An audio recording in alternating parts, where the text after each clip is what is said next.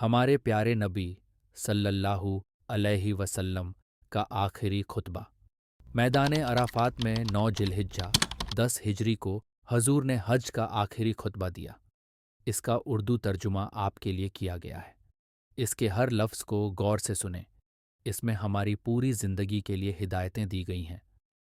ہے لوگوں، سنو، مجھے نہیں لگتا کہ میں اگلے سال تمہارے درمیان موجود رہوں گا۔ میری باتوں کو بہت غور سے سنو اور ان کو ان لوگوں تک پہنچاؤ جو یہاں تک نہیں پہنچ سکے۔ اے لوگوں، جس طرح آج کا یہ دن، یہ مہینہ اور یہ جگہ عزت اور حرمت والے ہیں، بالکل اسی طرح دوسرے مسلمانوں کی زندگی، عزت اور مال بھی حرمت والے ہیں۔ تم اسے چھو نہیں سکتے۔ لوگوں کے مال، حق اور امانتیں انہیں واپس کر دو۔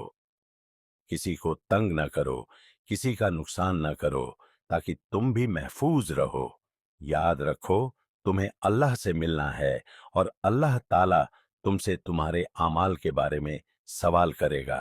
اللہ نے سود کو ختم کر دیا ہے، اس لیے آج سے تم بھی سارا سود ختم کر دو۔ تم عورتوں پر حق رکھتے ہو اور وہ بھی تم پر حق کی رکھتی ہیں۔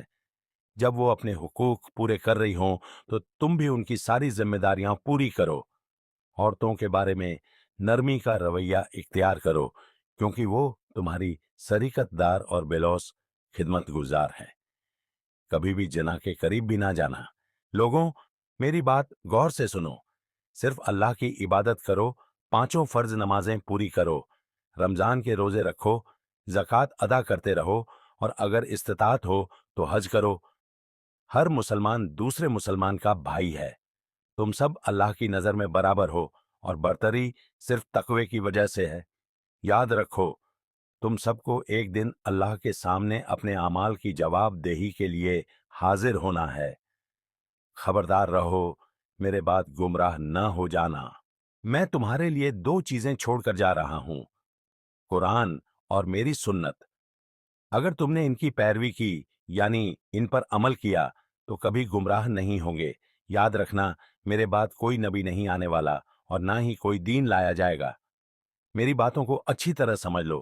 سنو، تم جو لوگ یہاں موجود ہو، اس بات کو اگلے لوگوں تک پہنچانا، اور وہ اس بات کو اگلے لوگوں تک پہنچائے، اور یہ ممکن ہے کہ بعد والے میری بات کو پہلے والوں سے زیادہ بہتر سمجھ کر عمل کر سکیں۔